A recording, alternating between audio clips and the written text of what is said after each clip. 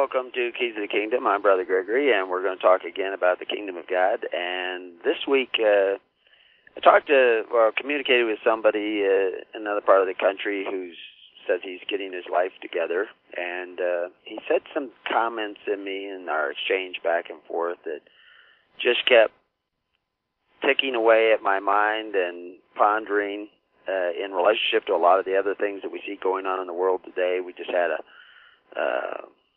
I don't know if it was a State of the Union address, but it was an address from the President of the United States, Donald Trump, concerning the wall and the shutdown and people's reaction to it. I traveled to another town nearby and heard other people's reactions to things that are going on in the world today, and I see things in our own local community, which is kind of a microcosm of the rest of the world.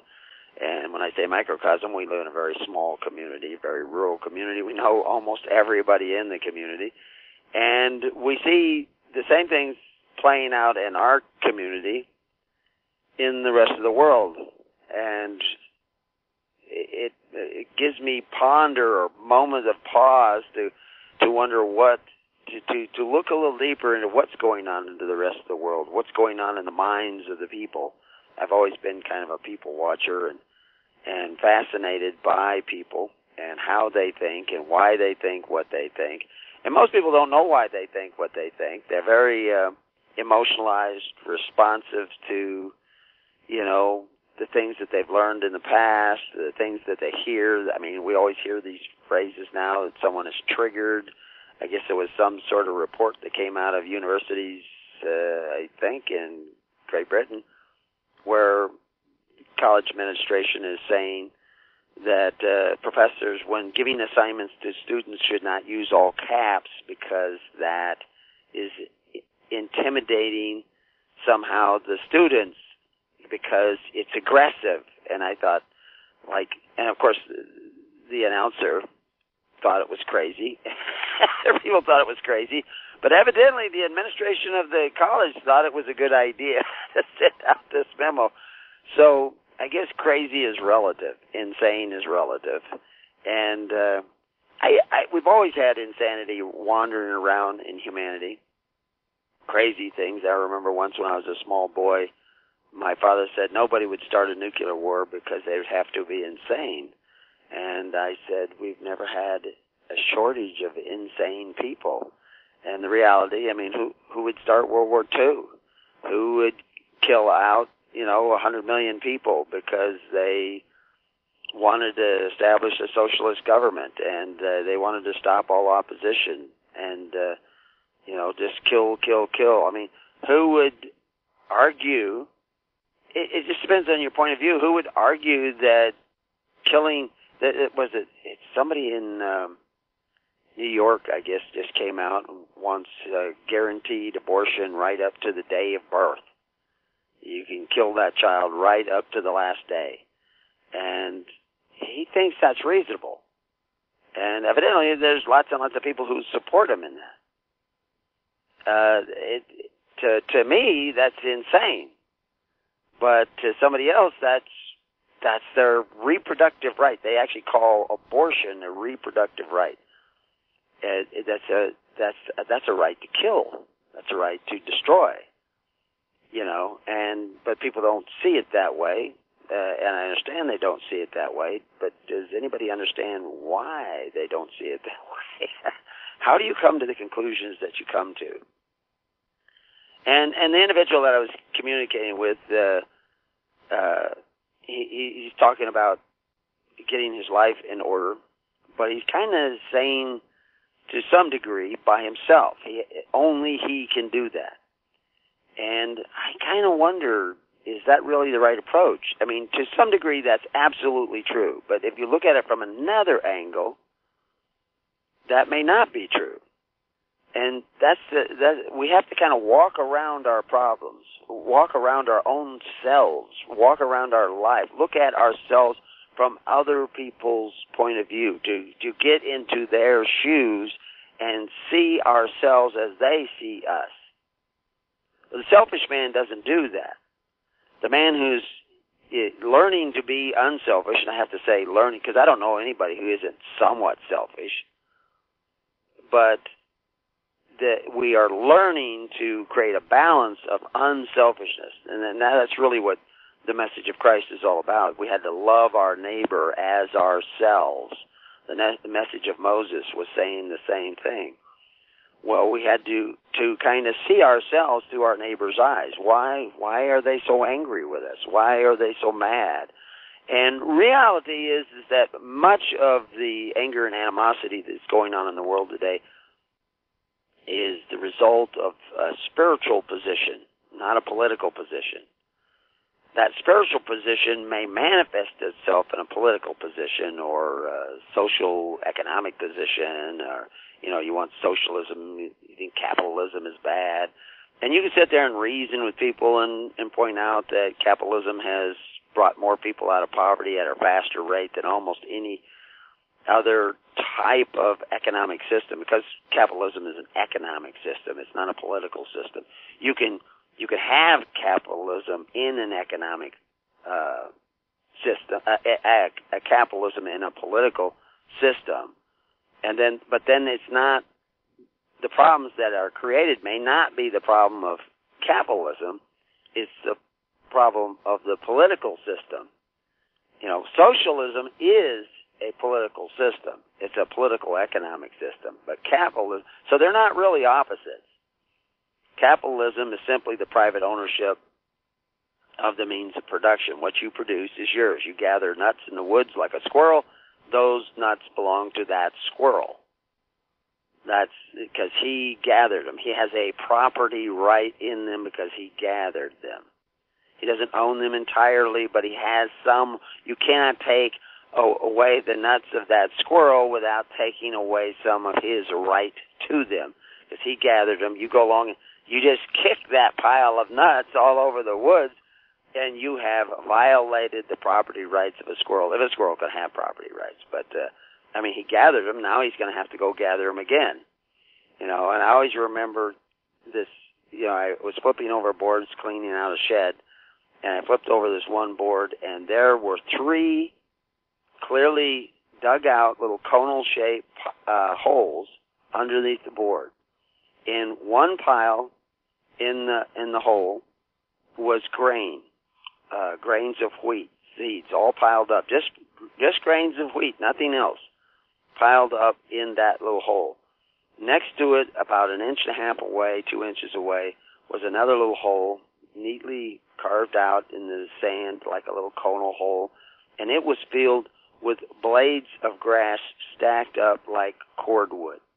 Long blades of grass, 3 inches long, stacked up like cordwood, just in that pile, just neatly piled up. And then there was the third little hole that was there. And in that little hole was a neat little pile of cat food. Okay.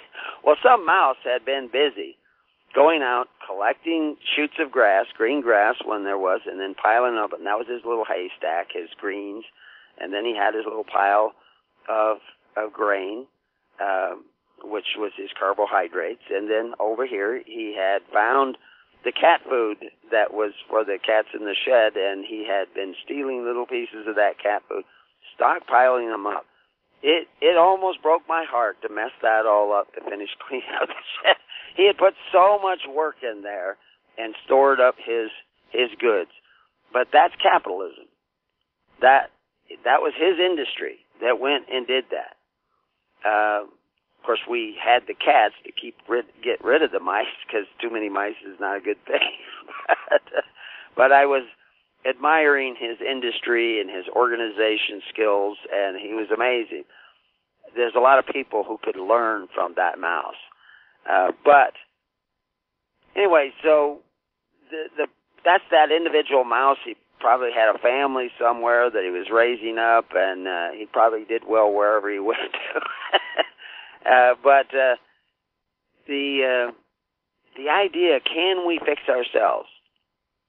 Is that even possible? No man is an island, is a saying that we've heard many times in the past.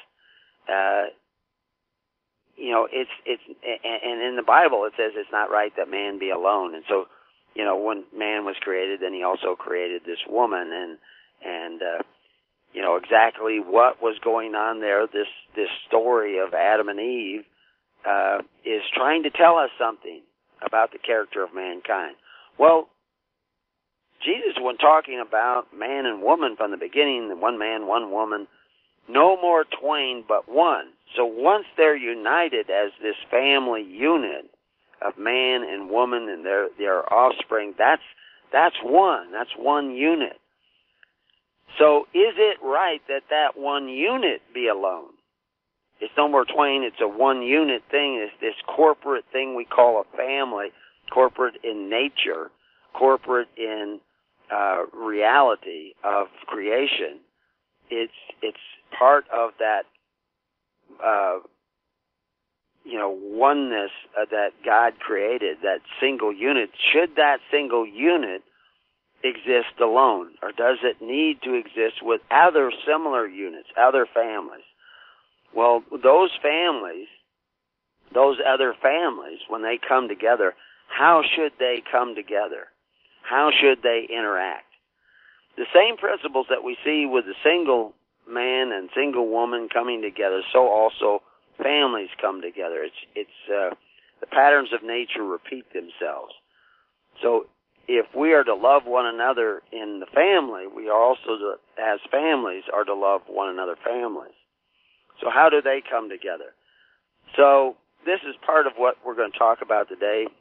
We should not forsake the gathering together. That's a principle we hear in the Bible. Clearly, the Bible is always talking about Israel and these tribes and they coming together, and they're there for the purposes of being priests to all other nations, all other peoples. One of the things that Christ says is that we cannot be forgiven unless we forgive others. If you do not forgive others, neither will my Father forgive you. So everybody says, I'm forgiven because Christ died. If you aren't forgiving other people, you're not forgiven. Christ made it possible that you could be forgiven, but if you are not forgiving others, you are not forgiven. If you don't believe that, then you don't believe Christ, because that's what Christ said. He also talked about laying down his life, that he could pick up his life more abundantly. Again, no greater love that we have for others than that we lay down our life for our fellow man. Principle repeated over and over again throughout nature, throughout history, whatever. So, who do you lay down your life for if not for other families, for other people? And we live in this cause and effect universe. And like I said, the patterns of that universe, the patterns of creation are repeated over and over again. Just as husbands are to love their wives and wives their husbands according to the nature of their being, so also must we love our neighbor as ourselves. Now, I mentioned Trump at the beginning of this broadcast. He had this presidential address concerning the wall, and the opposition, the opponents, demanded media time for the opposing political pundits' position and their propaganda. And, on the wall, in the position of the wall, if all people who claim to be Christians were really doing what the early church did and what Christ said to do and what John the Baptist said to do and the apostles said to do, you probably wouldn't need a wall. But if you're going to have a democratic socialist state and let all kinds of people, and what is it Ron Paul was saying, that if you simply took away the incentives of coming here, which is this democratic socialism, then you wouldn't have the wrong kind of people coming in here. If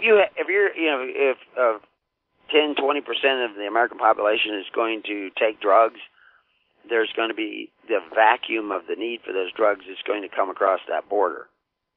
And, I hear all kinds of people arguing their point, but there seems to be a large percentage of people in, I don't know, majority or whatever it is. It's hard to tell because, I saw a statistic that 120% of the adult voters in Los Angeles have registered. Well, in order for the 120% of the adult voters to register, somebody's registering twice, or somebody's not counting something right. And the idea that 100% of anybody has registered as a voter reeks of voter fraud, because I know personally 100% of the people have not registered to vote. So I don't know if you could have an honest vote in California or many other places. And all the very common sense things that you could do to, try to thwart some of the voter fraud that obviously goes on, certain parties do not want to implement. And they'd be easy to implement, not very expensive, somewhat effective. I mean, you're always going to get some voter fraud, but if you get 10% voter fraud, you're going to shift the entire election. And if you got 120% of the adult population registered to vote, you've already got 20% voter fraud to begin with. So if you're resting your hopes on democracy, you better take a deep breath, because it's going to be a bumpy ride. But anyway, Trump comes out and he wants this wall, and like I said, there's several statistics concerning the wall. Like they throw out, 60% of the people that are in this country illegally came in and are simply overstaying their visas. Absolutely, that's probably true. I don't know exactly, but that's the statistic. But if 40% are not overstaying their visas, but they came in some other way, that's a huge amount of people. And then MS-13 people who have been arrested, convicted, and deported, they're not getting visas. They're coming over the border.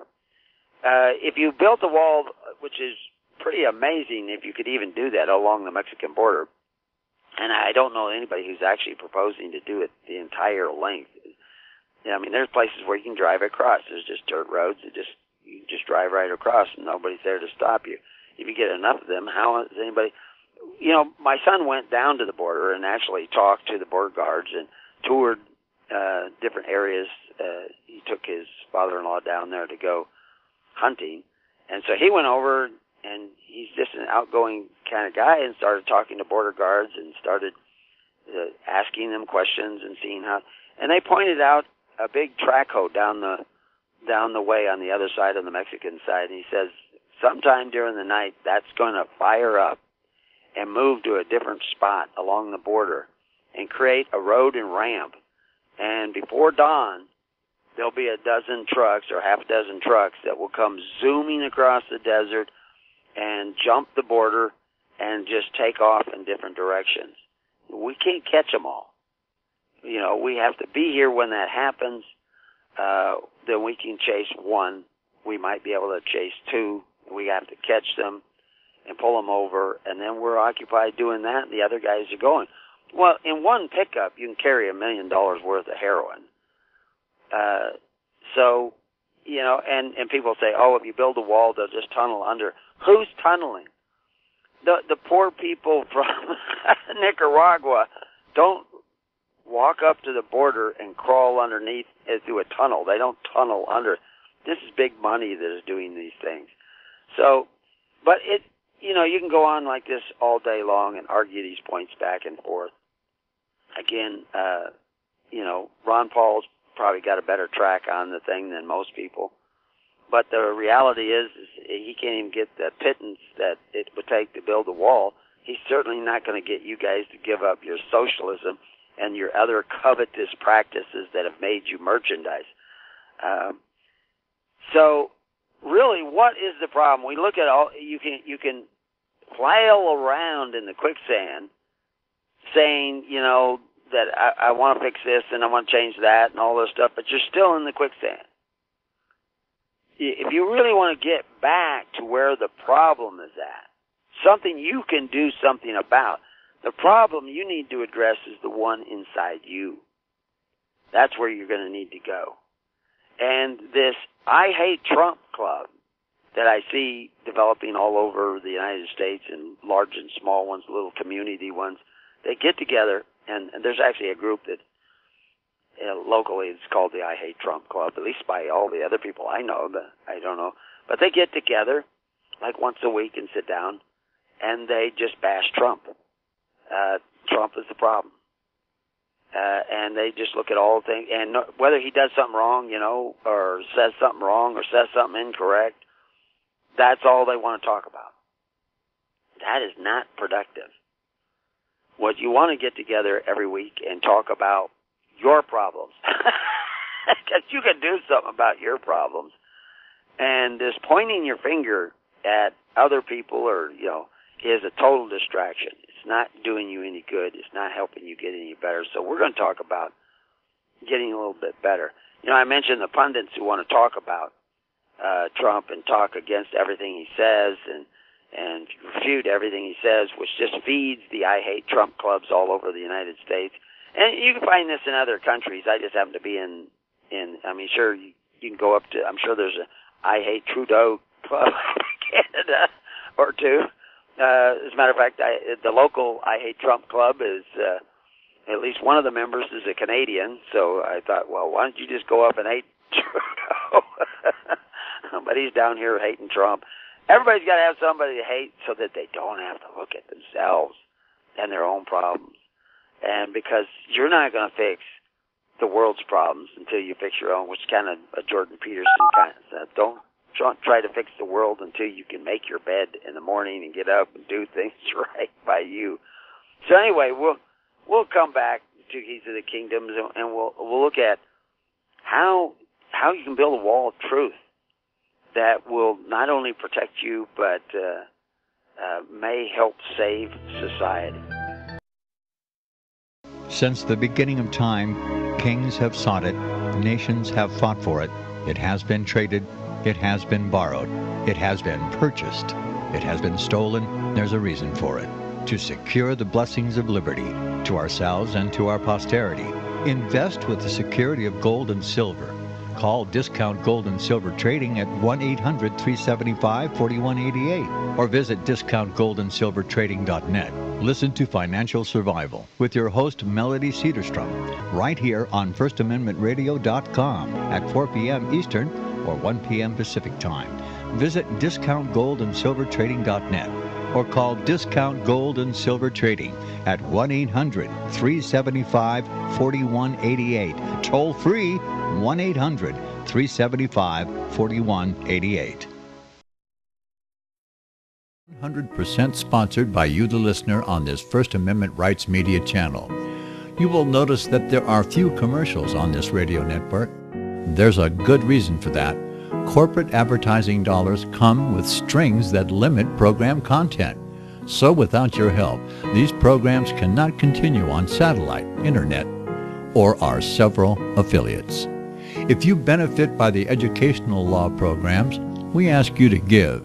If you are admonished or nurtured by the Bible and ministry programs, we ask you to give. If some voice a cause that you are passionate about, we ask you to give. If you believe in any of these, we ask you to support them as you would a missionary on a continual basis, as if giving a tithe for missionary radio. These programs are not commercially viable and must be supported by those faithful to the cause of truth. Look for the button to sponsor your favorite programs at our listen and schedule pages on the internet. We will also give you unlimited archive access to all of our programs. We're asking you to give much less than a tithe so that you may also send support directly to a particular program host, cause, and anywhere else the Spirit may lead you. Do all to the glory of our God and Creator, for His holy nation, the only kingdom that will last forever. Thank you for listening.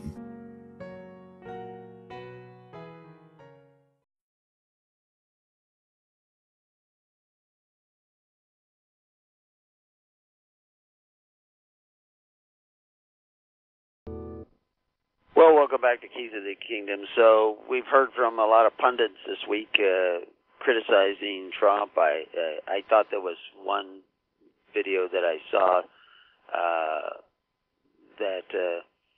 of a border guard actually talking about the problems and I was kind of amazed at the statistics he was throwing out there. It's like 400 people they caught the day before, and like over 125 or 50 or some number over 100 anyway, were from foreign countries other than South America and Central America. And he started rattling off some of the countries, India and Pakistan and different places, and he actually threw in Nicaragua there in the video. And I had shared this with some people that are counted as supposedly my friends, and one of them pointed out Nicaragua is not, Nicaragua is a Central American country. The reality is that I'm pretty sure that guy knew that. He looks Hispanic himself. He's clearly an American, but he knows where Nicaragua is, I'm pretty sure. But the guy was talking really fast, and he was just throwing things out really quick. He seemed to be very accurate in his numbers. He seemed to be a very honest person, diligent in his job, and not rehearsed, not staged, just throwing these things out. And you could almost see in his face that he realized, well, yeah, because he was naming these foreign countries, and then he threw in Nicaragua. But he had just said also from, Mexico and Nicaragua and several others, South Africa, but not just them. Over a quarter of the people that they arrested, or around a quarter of the people that they arrested, over 100, or detained or whatever, were from countries other than South America and Central America. That's, Chinese, all kinds, that's amazing. And this is just one guy talking about down there in Texas. He didn't arrest that, but he's obviously in charge of a lot of men. It's a huge deal, but the idea that he's going to pick on everything the guy said because he threw in the word Nicaragua along with China and India and Pakistan and I think he mentioned Romania. So there's all kinds of people coming across. That's one day. That's one day of people coming across. Not on overstayed visas, but they get a visa to Mexico and then they cross the border. And they come here, and they've got to have some place they think they're going. And so there's a whole network of people. I mean, I've seen it where the people come across the border and they have other people that meet them and take them somewhere else. I mean, there's a whole chain of people coming in by the thousands. And is this the other 20% of the 120% that are registering for votes? You want to talk about foreign, intervention in your election? That looks like foreign intervention in your elections. But it's out of control, but people don't want to see that because they hate Trump. And so they will shoot themselves in the foot because they hate Trump. And again, though, remember, my position is that you want a wall of truth. Because a wall of truth, real truth, not just your truth. A pundit is a person who offers mass media their opinion or commentary on a particular subject or area of their expertise, or the definition actually says he or she is knowledgeable of or can at least appear to be knowledgeable of. So, the word pundit actually is it's a word that immigrated to America by way of England, by way of India. It's originally a Sanskrit word that means a knowledgeable or skilled individual, and we've turned it into this pundit word that we use. Bringing in other cultures, other people is great, but you can also bring in toxins and poisons and things that will destroy your society. And the reality is that you go and watch the media, and if you're looking for what you want to hear, and you're looking to find fault with other people because you have this anger and animosity towards one group or another, you're not going to build a wall of truth. You're not going to put on the armor of God. You're going to fall prey to liars and the liar of liars. And you're going to do something really stupid. Or promote something that's really stupid. And so we're going to look at some of these processes of how we as Polybius says, degenerate as a society and become perfect savages, and find once more a master and a monarch, which is part of a quote that I give a lot of the times, which is all about what Polybius talks about is the anacyclosis of society. So what the incarnations is the anacyclosis of society? There was an article written by a guy who looks like he's a little kid, but he's very intelligent, evidently. I like the article. It's called The Separation of Powers from Polybius to James Madison. You can find it. It was written for libertarianism.org, but you can also find it on the Foundation of Economic Education. And it was written by a guy, Paul Meany, who's a student at Trinity College in Dublin, or at least he was when he wrote it. But he talks about the central problem of anacyclosis, as Polybius characterizes it, because that's originally kind of a Greek word, is the lack of continuity between successive generations. The justice of the monarch decays to the pride of the tyrant. And so how that happens, how do we, because, everybody's talking about, equating Trump with, and I'm not here to defend Trump. I'm just using this as a springboard so that we can go, dive deeper into the quagmire of our own iniquity, our own personal iniquity, so that we can get our life in order. Because your destiny is not really dependent upon Trump. Your destiny is dependent upon you and the decisions you make, the bad decisions and the good decisions. Because that you are the master of your ship. So either you paddle your way over the falls, or you head to dry ground and find salvation in Christ. But it has to be the real Christ. It has to be the real rock that will save you, and not an imaginary rock that you think you are saved. So this idea of anacyclosis, there's actually definitions of that. You can actually look it up, Wikipedia, and they talk about anacyclosis, big, huge, long word, but it's a cyclical theory of political evolution is what they're talking about, is that, you go from generation to generation. And remember, the kingdom of God is from generation to generation. But the kingdom of hell is also from generation to generation. Noah was saved because not because he was a righteous man, but he was at least righteous in his generations. He's gonna build a boat because he sees something coming, and his sons help him build that boat. That they make it, his life work becomes their life work. They honor their father, and because of that, they're saved. There's not a lot of that going on in the world today. But the reality is that you need to, there's many different aspects to this anacyclosis. This either evolution of man and his spiritual being, or the devolution of man and his fall. So this theory of anacyclosis is based upon this Greek typology of constitutional forms of rule by one, or by a few, or by many.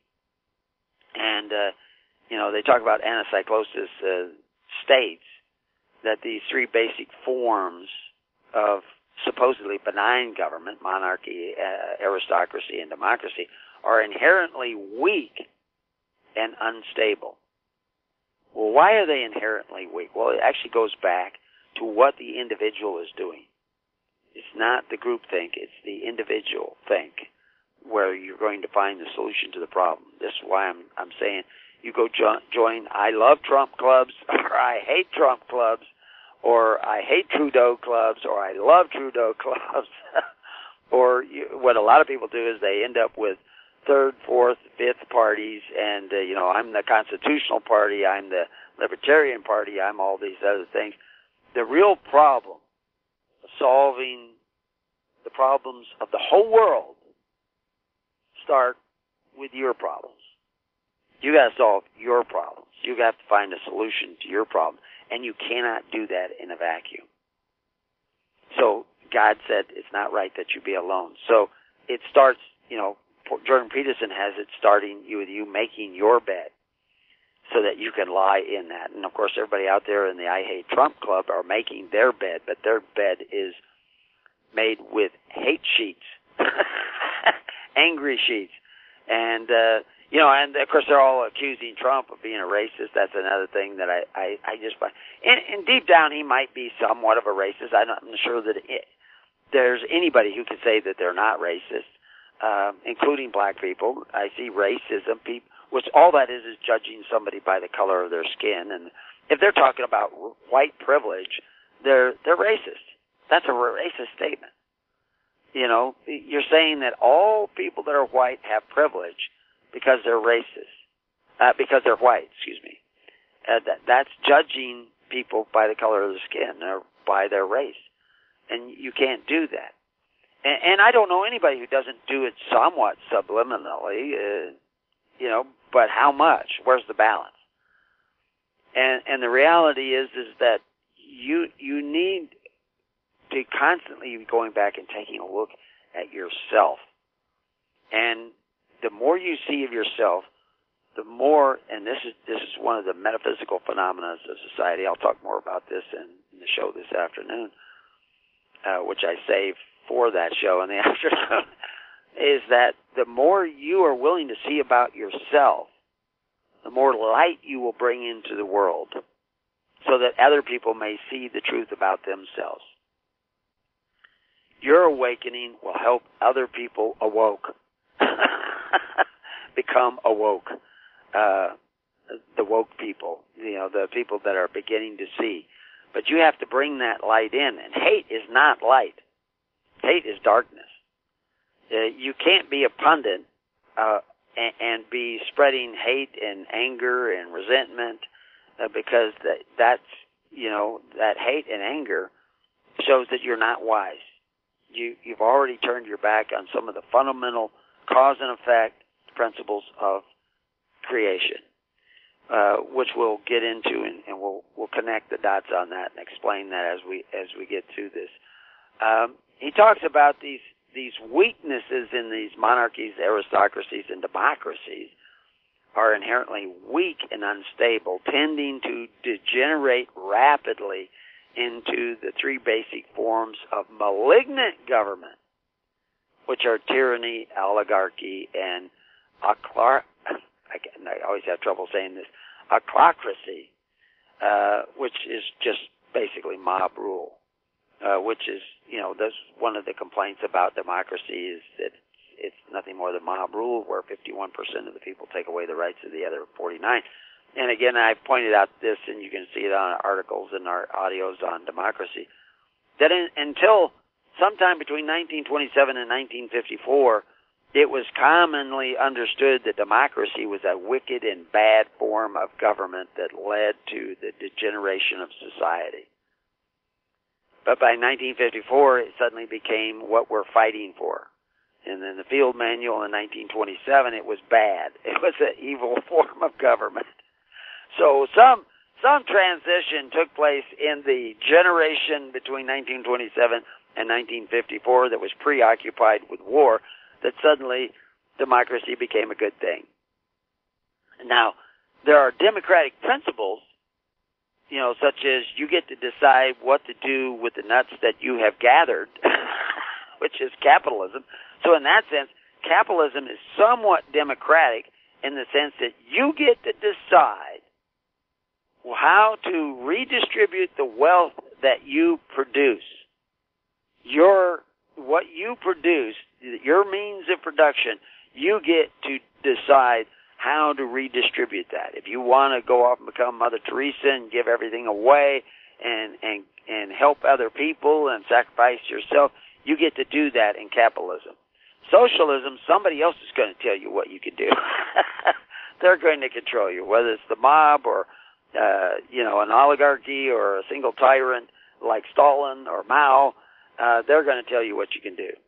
And that's what socialism leads, because socialism needs to give power to some group of people or individuals to decide how to redistribute the wealth. You can't vote on every dollar you're going to redistribute. So you begin to centralize power in order to create socialism, because that's why socialism is not an economic system by itself. It's a political economic system. While capitalism can be entirely apolitical. It can be just, you get to decide.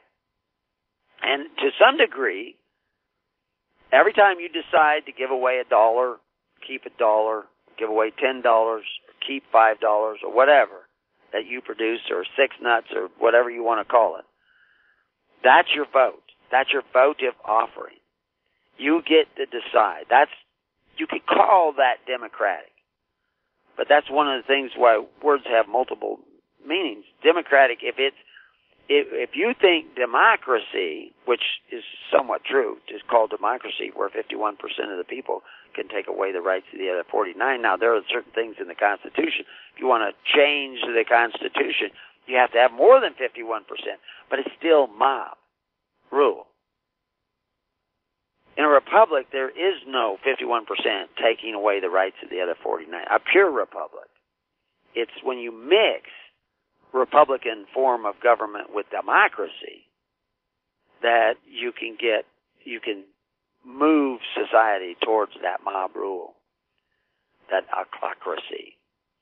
But anyway, according to the doctrine of benign governments have the interest of all at heart, whereas malignant governments have the interest of a select few at heart. That's identity politics. Identity, you can't get that malignant form of government until identity politics becomes pervasive in your thinking, where you begin to think, like somebody just gave a report on the fact that there's a lot of black people that are opting for segregation. They want all black schools because they love their blackness, which is fine. I don't have any objection to that. But the reality is that you can see this theory of identity politics. I'm black, I'm Indian, I'm an immigrant, I'm an illegal immigrant, and you begin to identify with my group. And you see this with the LGBT community. Where is this? Is there some community where everybody in that community, everybody on the block is gay, and they're in the LGBT community? I don't even know what all that stands for, LGBT. I guess each one stands for a different word. I don't. The reality is that really a community? You know what a community is? It's people who have a common communion. In other words, they have their own welfare system, so that if somebody needs, free bread, communion, that's what communion is, free bread, and or free help, do the same in meats, as John the Baptist says. If you have a community, people in that community are sharing what they produce. So if you had a capitalist community, there would be some system of charity to help out those people who fell on hard times. I have sons who work sometimes in hazardous positions. One lost the tip of his finger, and another one just actually got hurt the other day a little bit. So supposedly people help them out. They're all back working, but sometimes what happened if you fell and broke your back and you couldn't walk? You need a lot of help. Well, that aid and assistance that you build into your community and the way in which you manifest that's the communion of a community. So if you have an LGBT community, they should have their own system of private social welfare that takes care of them to be a community. But they want to make themselves a community just based on identity. They want to eat at the tribe of every other community, but call themselves this separate community. Well, you can't really have it both ways, but that everybody does, because they don't become, if you want to really have a dependent community, a community that is actually a community unto itself, then you should have your own system of social welfare in that community and be taking care of one another. And then you reproduce, the next generation. Although the LGBT community doesn't reproduce the next generation if they are true to their claim, so they have to, recruit from other communities. And I mean, that's just biology. I didn't make that up. So I can't do anything about that. So, but they're not really a community. They're an identity group. And they worship their identity group. And they hail their identity group, but they want to feed off of other identity groups, which they sometimes hate and dislike. Now, I'm putting the people who talk about that all in one group. I don't want to put them in that group. I want to deal with people on an individual basis. I'm just saying, I'm trying to get you to look at it, to walk around your ideology and look at it from other points of view, so that you can walk around yourself and look at yourself and how you make decisions from another point of view, so that you can delve deeper into you and see, why do I think what I think? But obviously, in the process of trying to do this, I'm going to trigger a lot of people, and they're going to become angry at me. But the reality is that if you want to help society, you have to get your own act together. If you want to help your community, whatever you think your community is, you have to get your act together. You have to become a workable and viable individual first. And then, if you want to get married and have a family, you need to work on yourself first so that you bring something of value to the marriage. You don't want to get married because you're incomplete as an individual, as a woman or as a man.